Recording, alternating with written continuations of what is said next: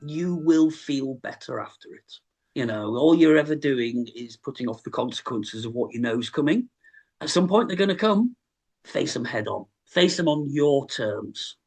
If people drop you, they weren't really yours to start with. Those who are truly by you will stay by you. But you do have to make peace with it, but don't put it off. Hello and welcome to Chaps Out with me, Grant Philpott, the podcast where I talk to men about coming out later in life and get to have the conversations I wish I'd heard when I was looking for advice. Conversations we still don't hear often enough in the UK. This podcast is for anyone navigating their own personal coming out journey wherever you may be. And remember, you are not alone.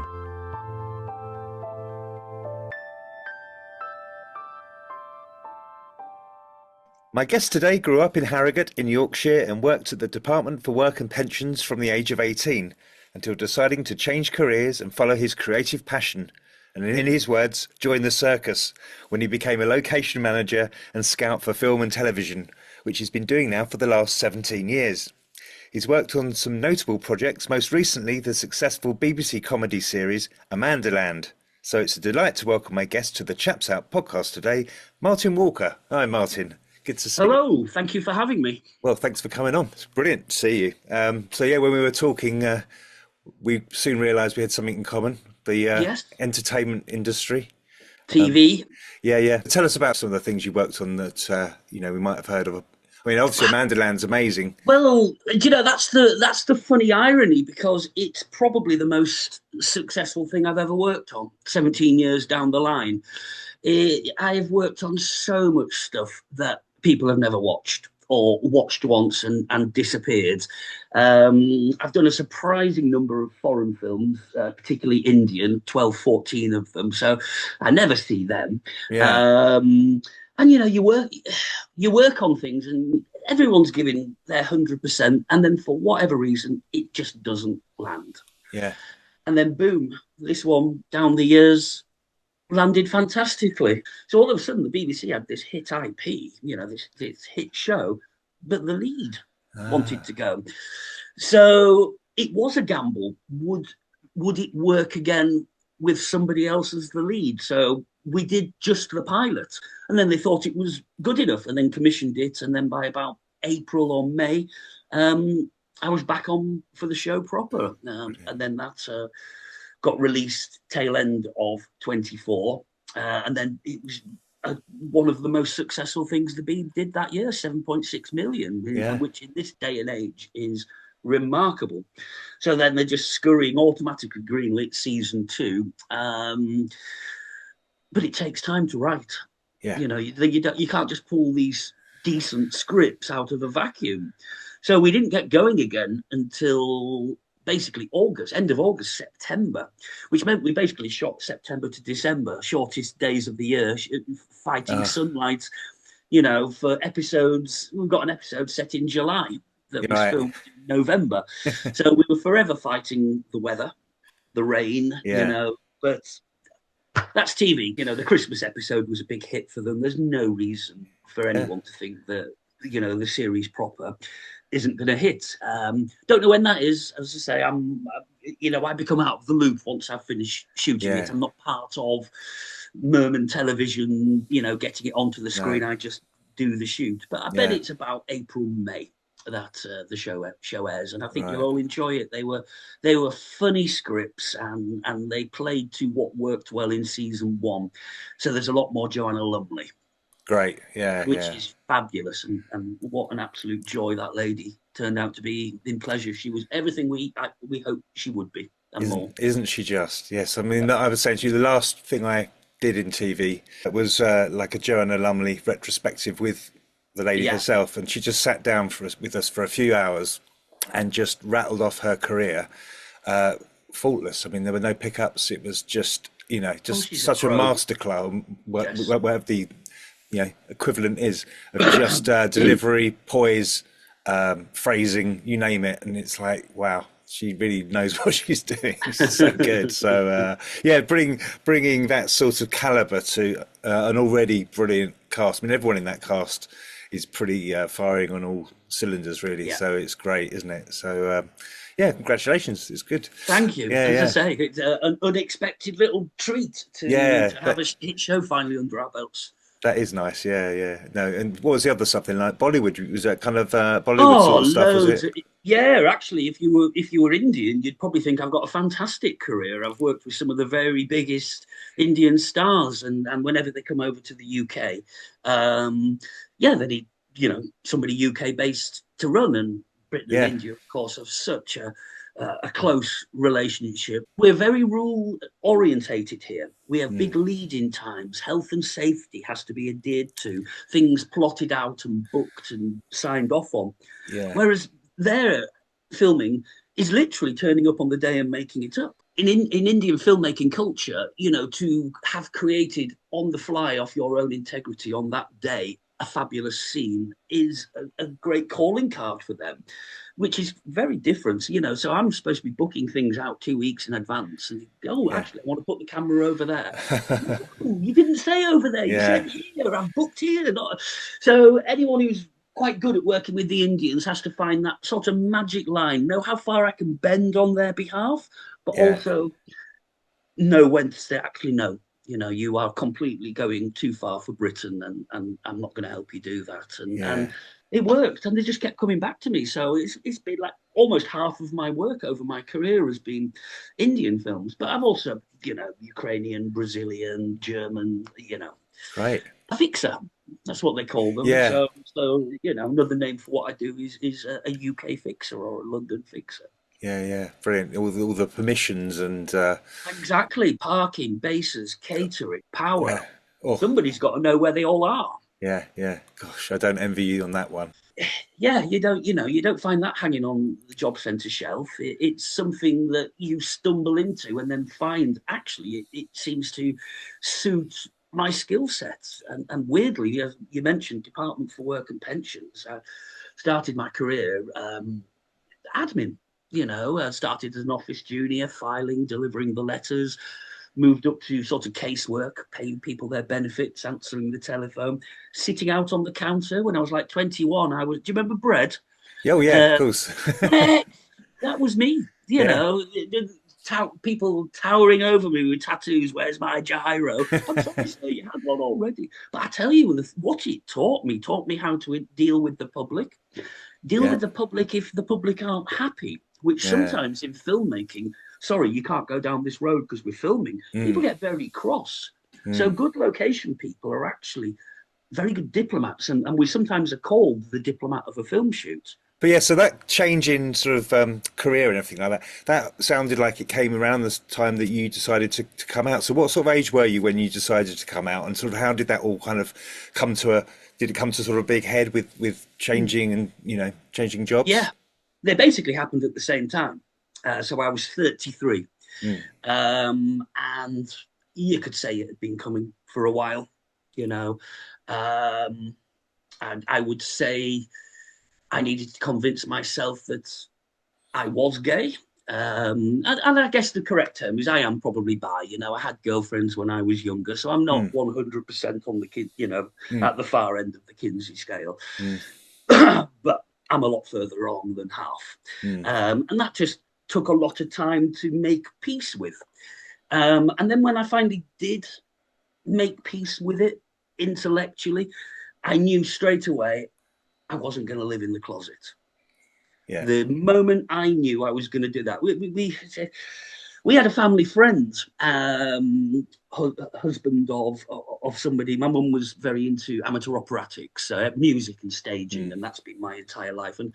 And she wondered I turned out gay. I was literally brought up on stage shows like Hello Dolly and things like that. So, but on one night they were out and they were taken to some gay club in Leeds or Bradford. And this friend's husband on stage in drag performing. And he kept, and of course it was like wildfire gossip and all of that lot. But it set something in me that I am not going to be found anywhere. I am not going to be a dirty secret that I'm ashamed of. Okay, you are now gay. Well, you have to come out. So I did. But I knew it would go bad. I knew my mum would disown me because she'd made that perfectly clear that she would. Right. And she did.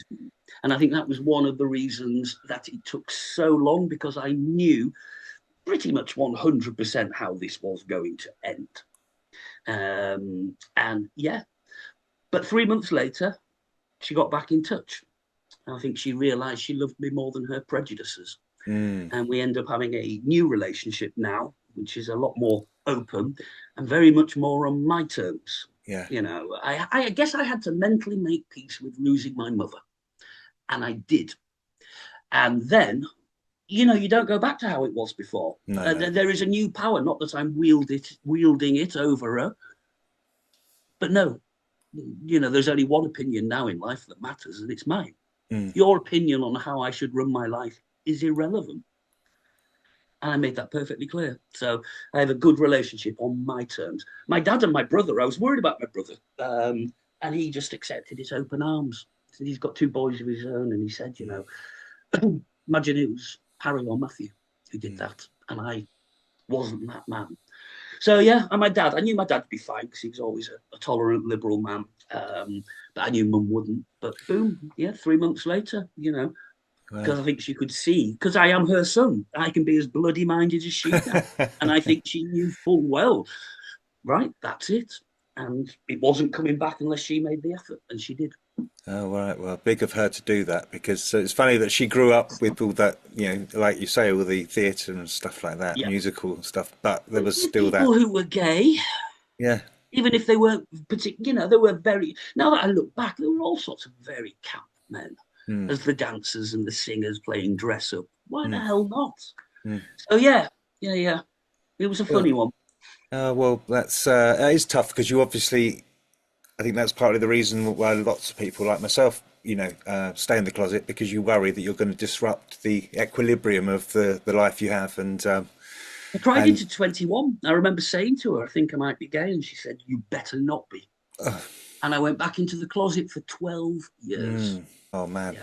But, well done for doing it in the end, though. And how did that feel? I mean, apart from losing your mum. Off my mind. It was, people told me, it's like, you seem happier. And I'm like, I didn't know I looked unhappy before. Apparently, there was a physical change on me. So it's amazing what you don't see yourself that other people do. Yeah. And of course, then the number of people going, oh, well, of course you were. Including some of my friends. Yeah. But we never talked about it. So I quit end of March 2007. And by that point, I had been online and meeting people and all of that lot. And it took about a year. I basically took voluntary redundancy, and I didn't know I was going to work in films. I just knew I couldn't stay at the Department for Work and Pensions for the rest of my life. So I took about a year off, took my redundancy money so I could afford to live. And it was within that year that I made peace that this was what I'm going to do.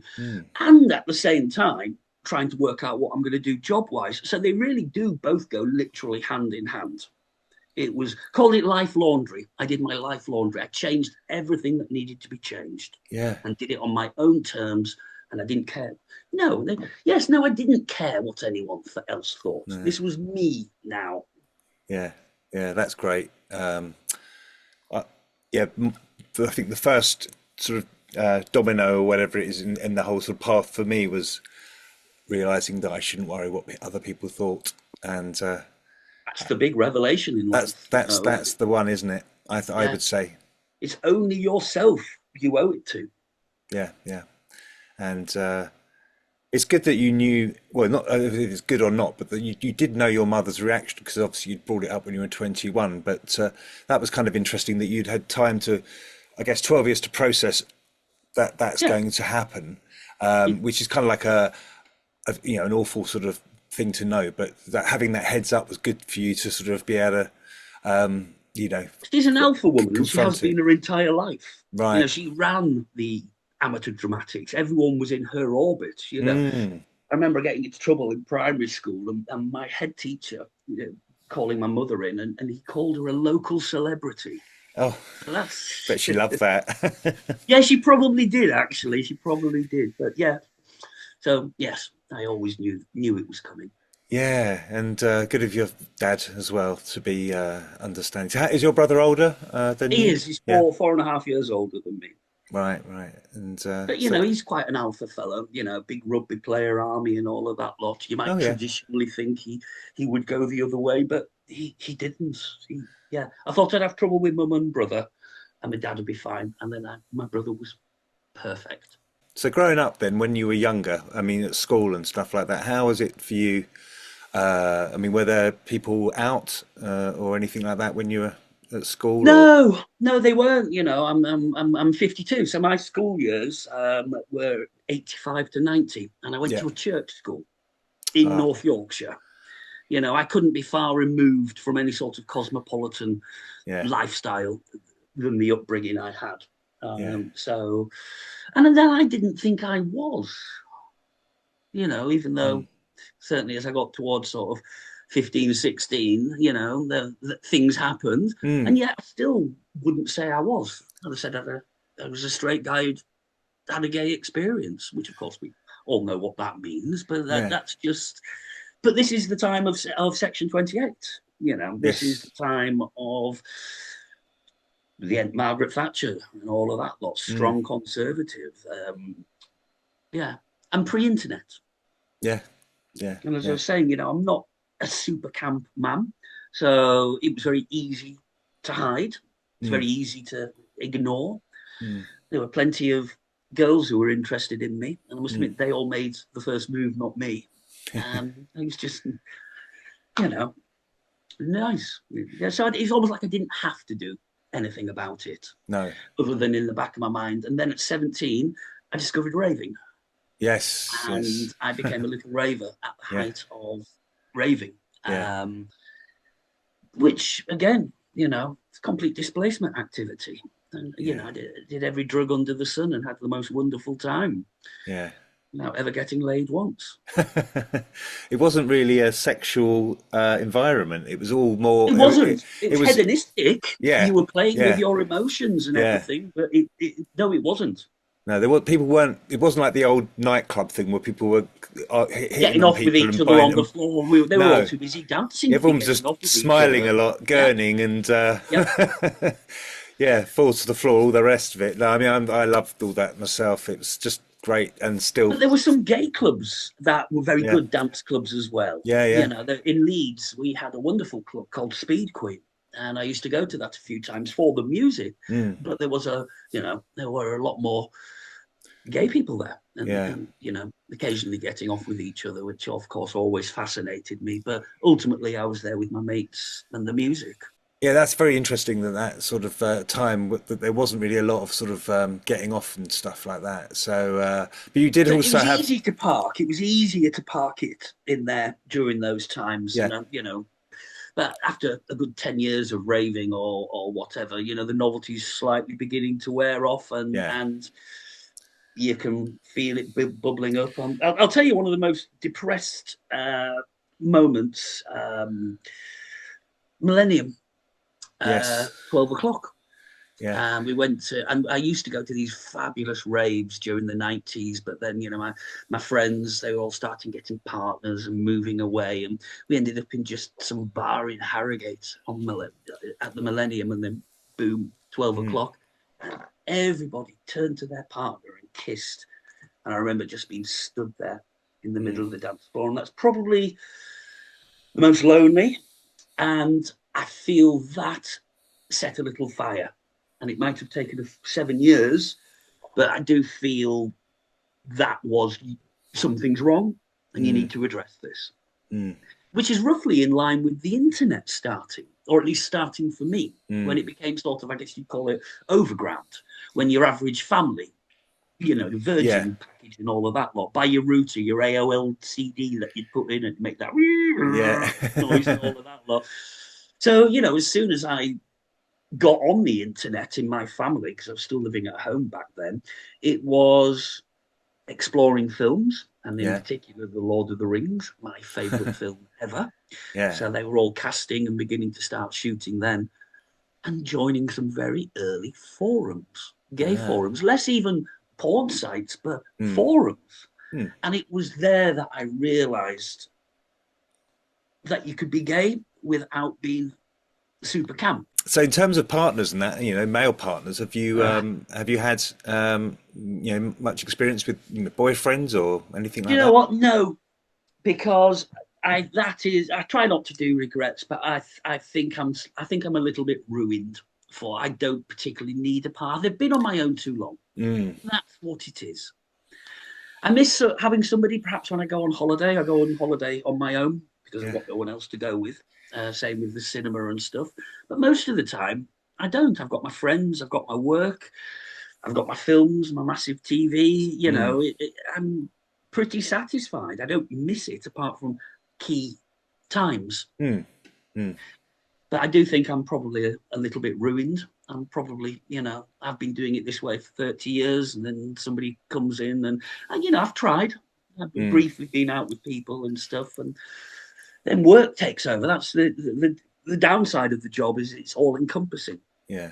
You don't have time to send sweet little messages. Just thinking of somebody and stuff like that, My first duty is my job. And it lasts 12 to 14 hours a day. It is great fun, but that is what filmmaking is. It literally takes over your life.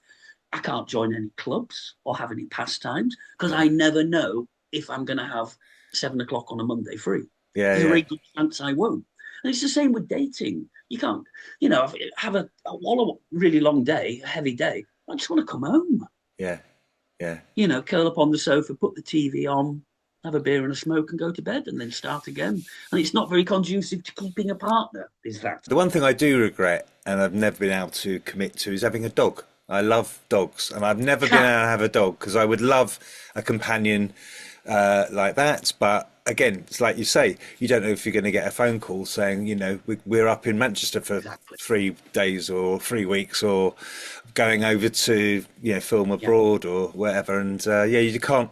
I wouldn't do it to that. No, neither would I. I would love a cat, but I won't get one whilst I'm doing what I'm doing. Yeah. So another reason I moved back up to Yorkshire was to hopefully try and slow things down and get a cat. Yeah, I really do.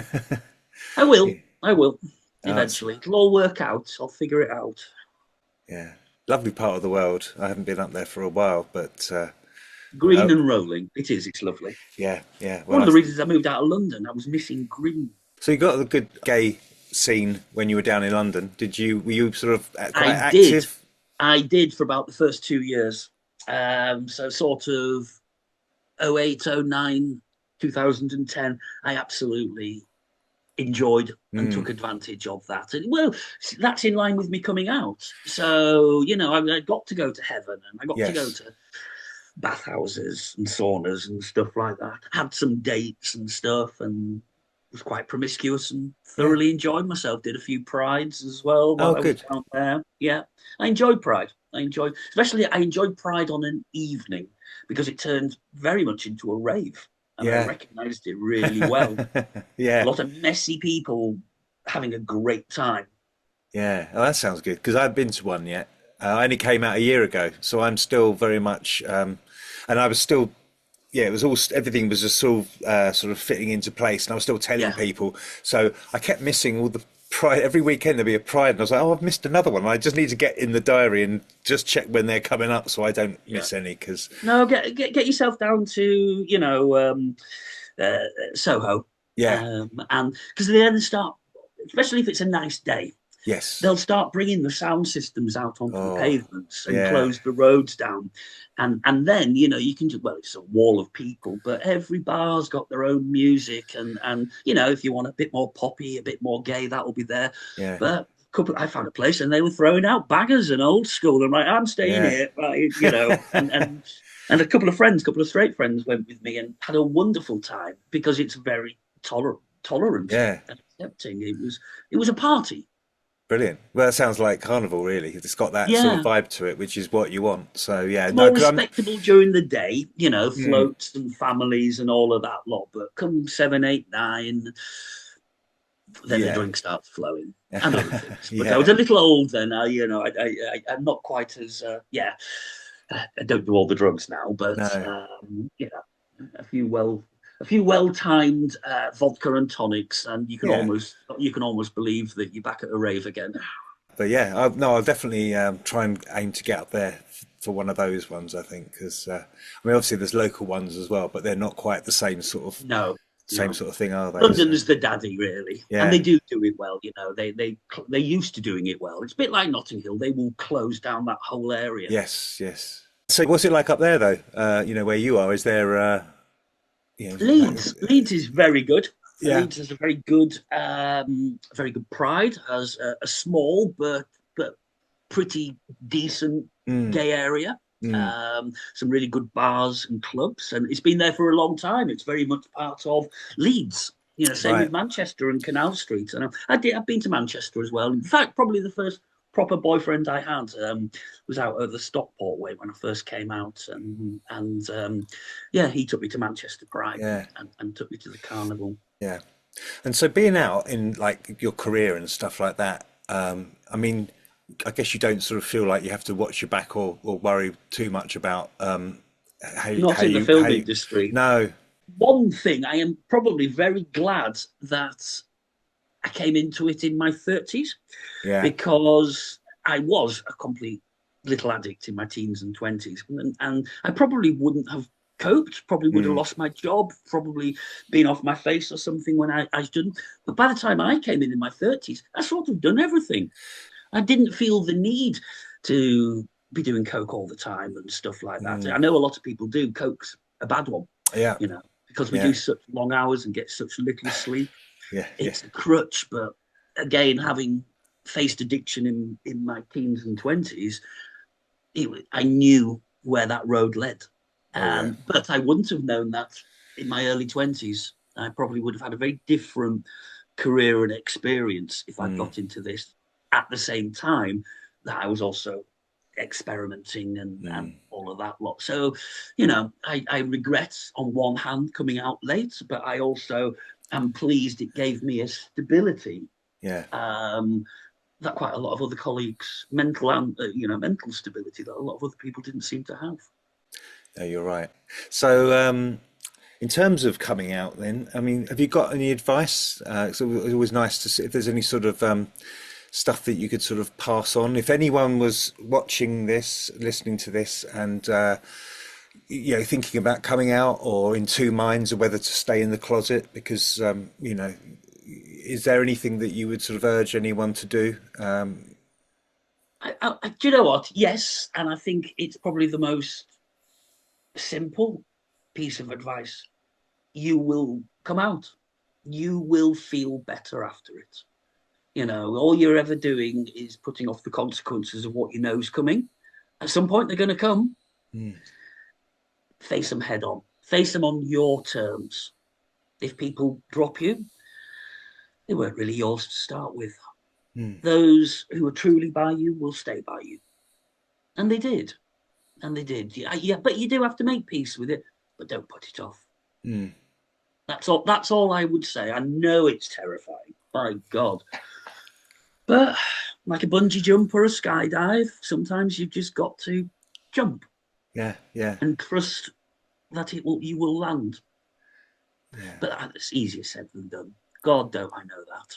Yeah, no, but you're absolutely right. I remember it is like it's more than ripping off a plaster. It's more like jumping out of a plane, It and is. there's something exhilarating as well about it. Yes. And it gets to the point where you just you have. I felt there was no choice that it's going to happen then inevitably, then I was getting really excited about telling people. But I still had to kind of plan it, Mm-hmm. because you can't just sort of blurt it out in you got to pick the right time. I mean, I still did manage to do it in a harvester with my folks, surrounded by tables of families. I couldn't wait. Wasn't quite the private space, but I was like, I don't care who knows, to be honest. You'll respect yourself. You will Yes. respect yourself for having done this.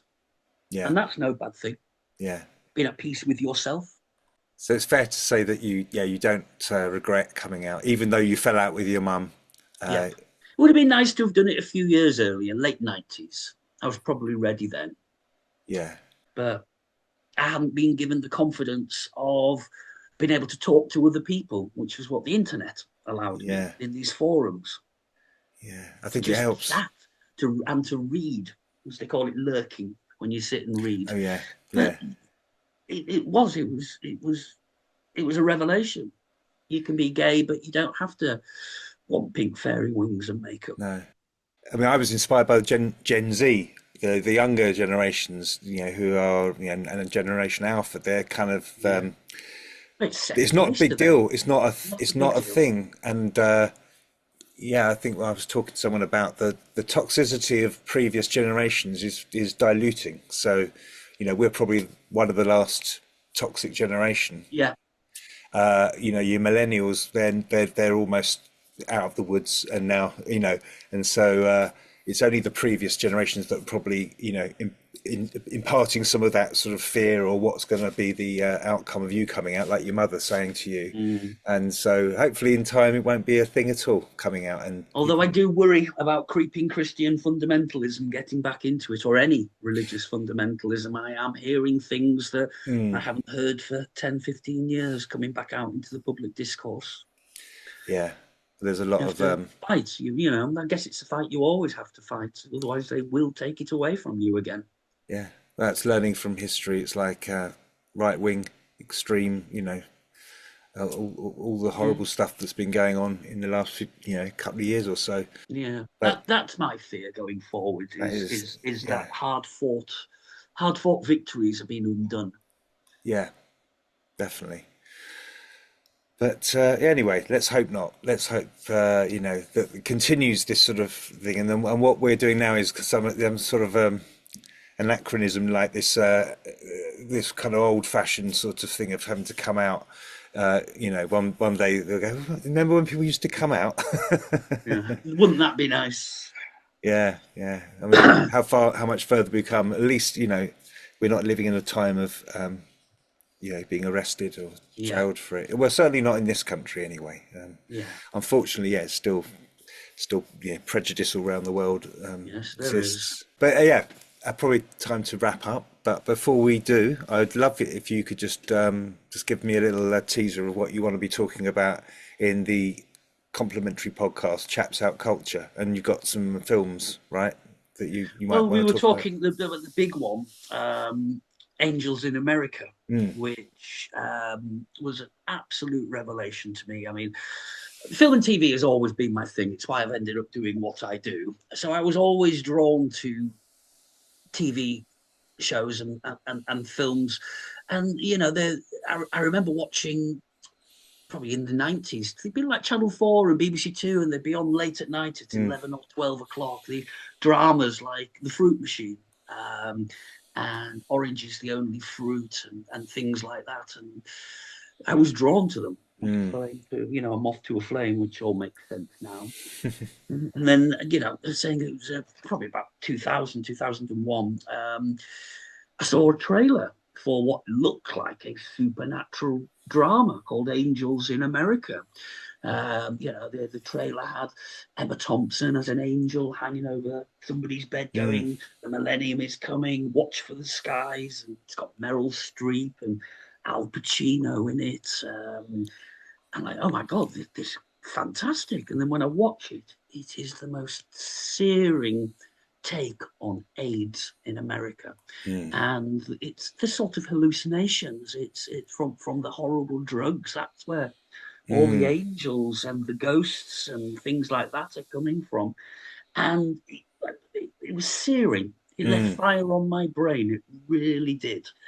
And then, of course, I start reading about it and realize what a famous play Angels in America was. Certainly in the 90s in New York. Tony Kushner, award-winning, Oscar-winning writer. It's his.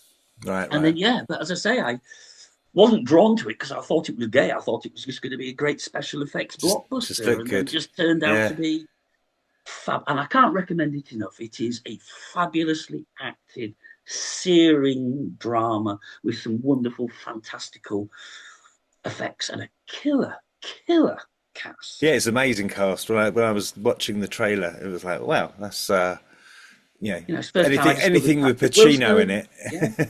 But he's playing a horrible character from history called Right. Roy Cohn, who has sort of become famous recently for he's basically the man who created Donald Trump. And there's a whole film about him called The Candidate or something like that, with Sebastian Okay. Stan playing Donald Trump and Jeremy North, I think, from Succession. Oh, yeah. Roy Cohn, who's this Weasley, slimy, immoral lawyer who's gay but refuses to admit he's gay. Right. And they make a major part of that story with him, and it's Al Pacino's character dying of AIDS while refusing to admit he's gay. That does sound really interesting. So, but in the meantime, Alison, thank you so much for coming on and talking. It's been lovely talking to you, and My absolute pleasure. Thank really you for enjoyable. asking. No, brilliant. Thank you very much. See you soon. Cheers.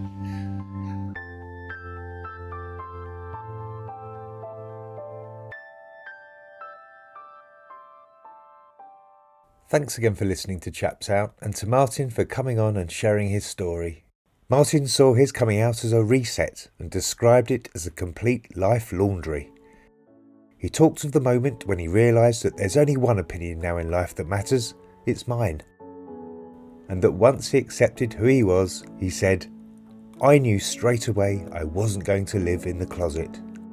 Martin spoke powerfully about that turning point, that you might be putting off the consequences of what you know is coming, but when you finally face it, you will come out and you will feel better after it.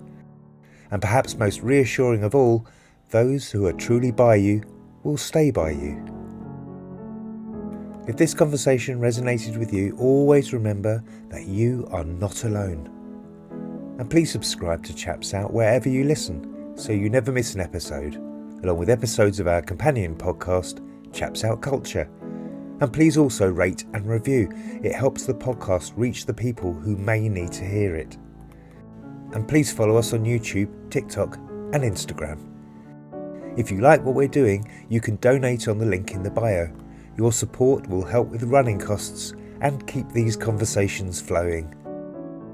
And if you grew up in the UK and came out as bisexual or gay later in life and have an inspiring story you'd like to share, please email chapsoutpod@gmail.com. Thanks again for listening. Take care.